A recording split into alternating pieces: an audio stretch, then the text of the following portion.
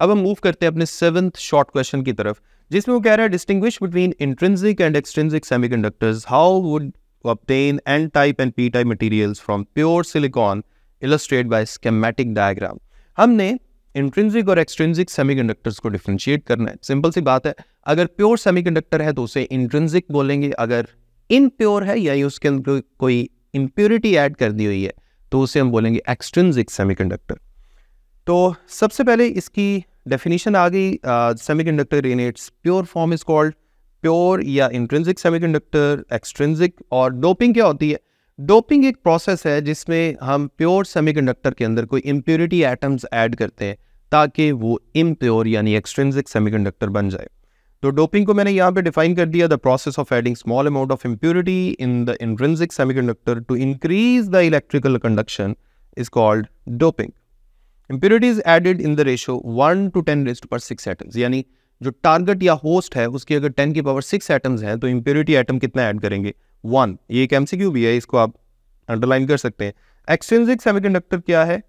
The doped semiconductor is called extrinsic semiconductor या impure semiconductor is called extrinsic semiconductor.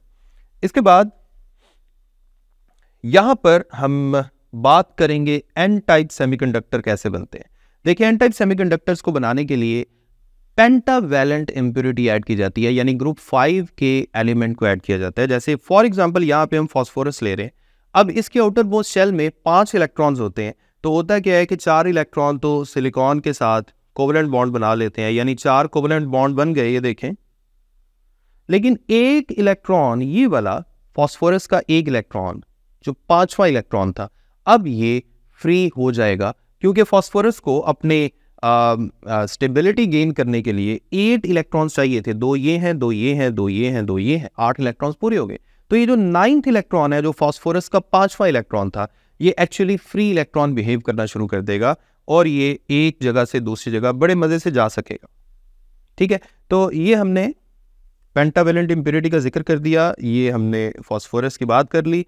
Majority charge carriers यहाँ पे कौन से होंगे? जारी बात है फ्री इलेक्ट्रॉन्स होंगे, क्योंकि इस इम्प्योरिटी एटम ने हमें एक्स्ट्रा फ्री इलेक्ट्रॉन दिए हैं। कुछ इलेक्ट्रॉन होल पेयर जारी बात है टेम्परेचर की वजह से भी बन जाएंगे। फर्ज करें ये वाला इलेक्ट्रॉन जो है अपने जगह से बाहर आ जाएगा, अपनी जगह होल छोड़ देगा। क्यों? क्योंकि टेम्परेचर की वजह से। फर्ज कर लें यहाँ का टेम्परेचर ज़्यादा है, इसका मतलब है टेम्परेचर या थर्मल एनर्जी की वजह से अगर फ्री इलेक्ट्रॉन बनेगा तो उतने ही होल्स भी बनेंगे। लेकिन इस इम्प्योरिटी ने क्या किया? एक एक्स्ट्रा फ्री इलेक्ट्रॉन डोनेट किया। That's why this impurity is called donor impurity. और यहाँ पे हम कह सकते हैं कि चार्ज कैरियर्स कौन से ज्यादा है, यानी मेजॉरिटी चार्ज कैरियर्स कौन से हैं?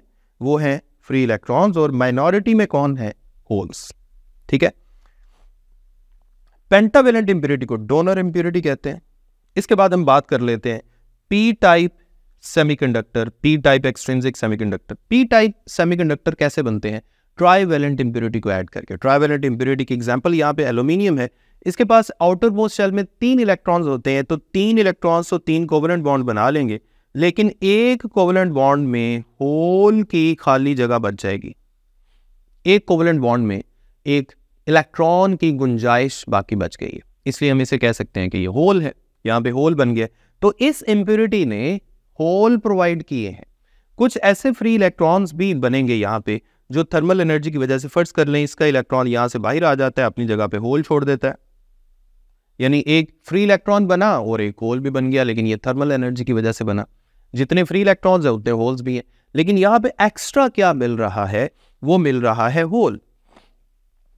ये एक्स्ट्रा मिल रहा है। ये किसने दिया? ये इस एल्यूमिनियम ने, जिसे हम एज एन इम्प्योरिटी ऐड कर रहे थे, उसने प्रोवाइड किया। इसीलिए इस इम्प्योरिटी को हम एक्सेप्टर इम्प्योरिटी कहेंगे, क्योंकि इसने होल प्रोवाइड किए और यहाँ पे इलेक्ट्रॉन एक्सेप्ट करने की गुंजाइश मौजूद हो गई है। ठीक है, तो ये था पी टाइप सेमीकंडक्टर। यहाँ पे ज्यादा चार्ज कैरियर्स कौन से होते हैं? होल्स होते हैं, और मिनॉरिटी में कौन होते हैं? Free electrons. इसी तरह ट्राईवैलेंट इम्प्योरिटी प्रोवाइड्स होल्स, इसीलिए इसे एक्सेप्टर इम्प्योरिटी कहते हैं। ये मैं पहले ही आपको बता चुका हूँ। नेक्स्ट आपके पास है शॉर्ट क्वेश्चन नंबर 8। इसमें कह रहे हैं discuss the mechanism of electrical conduction by holes and electrons in a pure semiconductor element. अब इसमें फर्ज कर ले हमने सेमीकंडक्टर मटेरियल को यहाँ पे रखा हुआ है, यहाँ पे हमने इसको बैटरी के साथ कनेक्ट कर दिया, एक्सटर्नल इलेक्ट्रिक फील्ड सप्लाई कर दिया। जरा गौर करें एक्सटर्नल इलेक्ट्रिक फील्ड किस तरफ होगा? बैटरी का पॉजिटिव इस तरफ है तो यहाँ पे हाई पोटेंशियल और यहाँ पे लो पोटेंशियल पैदा हो गया। एक्सटर्नल इलेक्ट्रिक फील्ड इस तरफ होगा यानी दाएं तरफ। अब जारी बात है, एक्सटर्नल इलेक्ट्रिक फील्ड अगर दाएं तरफ है तो हम कह सकते हैं कि फ्री इलेक्ट्रॉन्स जो है वो बाएं तरफ मूव करेंगे और होल यानी जिस पे इफेक्टिवली पॉजिटिव चार्ज होता है वो दाएं तरफ मूव करेगा। सिंपल सी बात है।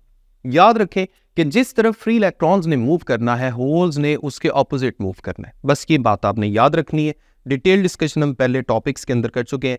प्योर सेमीकंडक्टर्स में होल और फ्री इलेक्ट्रॉन्स की तादाद इक्वल होती है। जितने फ्री इलेक्ट्रॉन मूव करेंगे उतने ही होल भी मूव करेंगे। When a certain amount of potential difference is applied and electric field is generated, जो मैं आपको पहले बता रहा था, due to this electric field, hole and free electrons experience the effect of some force. इन पे फोर्स लगेगी जिसकी वजह से क्या होगा, electrons get drift velocity to one side to the positive terminal of battery, यानी इलेक्ट्रॉन इस तरफ जाएंगे, ये इलेक्ट्रॉन्स जा रहे हैं, और होल्स किस तरफ जाएंगे, to the negative terminal of battery. ये कौन जा रहा है, होल जा रहा है, और होल की ही डायरेक्शन को मैंने यहाँ पे कन्वेंशनल करंट कैपिटल आई से जाहिर किया हुआ है। This is the reason for conduction of electrical current inside the conductors. तो ये हमने सेमीकंडक्टर्स के अंदर जो कुछ हो रहा था वो हमने प्योर सेमीकंडक्टर के अंदर बता दिया।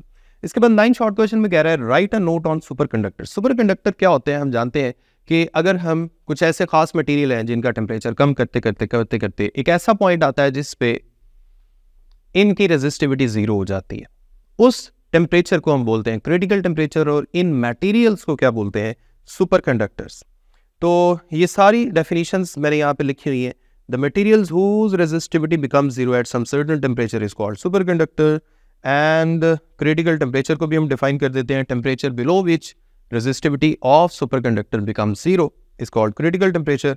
उसके बाद हाई टेम्परेचर सुपर कंडक्टर्स भी हैं जिनकी रेजिस्टिविटी कंपैरेटिवली हाई टेम्परेचर यानी 77 केल्विन से ज़्यादा टेम्परेचर पे 0 हो जाती है। और 77 केल्विन है क्या, this is the melt boiling point of liquid nitrogen. ये आपने एमसीक्यू के लिए ये बात याद रखनी है जी। और ये ग्राफ भी आपने देखा होगा, आपने इस ग्राफ में वाई एक्सिस पे आप देखें रेजिस्टिविटी है, एक्स एक्सिस पे टेम्परेचर की वैल्यूज हैं, ये भी इस टॉपिक में हमने देखा हुआ है। इसके बाद कुछ एग्जाम्पल्स यहाँ पे हम देख लेते हैं डिफरेंट मटेरियल्स के क्रिटिकल टेम्परेचर्स।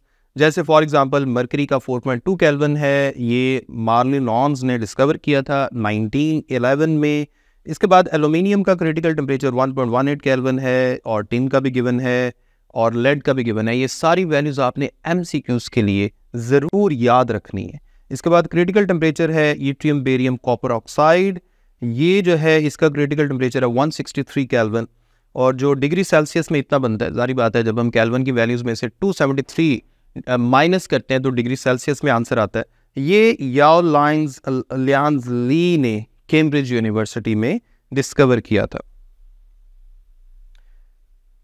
और इसके अलावा सुपर कंडक्टर की एप्लीकेशंस भी हम ज़रूर याद रखेंगे, क्योंकि उसने बोला था right a note on super conductor. जो इस तरह का क्वेश्चन आता है ना, उसमें मैक्सिमम चीज़ें हमें लिखनी पड़ती हैं।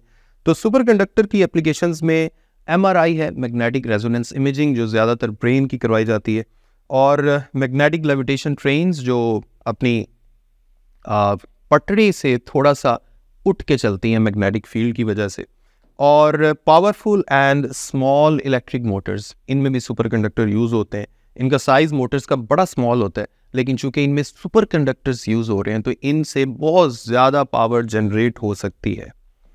फास्टर कंप्यूटर चिप्स, तो ये था सुपर कंडक्टर और उसकी एप्लीकेशंस। 10th शॉर्ट क्वेश्चन है, what is meant by para, dia and ferromagnetic substances, give example for each. अब पैरामैग्नेटिक सब्सटेंसेस क्या होते हैं, जिनके अंदर मैग्नेटिक डायपोल अपीयर होते हैं। डाया क्या होते हैं, जिनमें मैग्नेटिक डायपोल नहीं बनते। और फेरोमैग्नेटिक सब्सटेंसेस क्या होते हैं, जिनके अंदर मैग्नेटिक डायपोल बनते हैं और एक एटम का मैग्नेटिक डायपोल साथ वाले एटम के मैग्नेटिक डायपोल को सपोर्ट भी कर रहा होता है। इसका मतलब है स्ट्रॉन्ग मैग्नेटिक फील्ड अपीयर होती है। ये मैंने हल्का सा इंट्रोडक्शन दे दिया। अब हम इनको वन बाय वन यहाँ पे देख लेते हैं।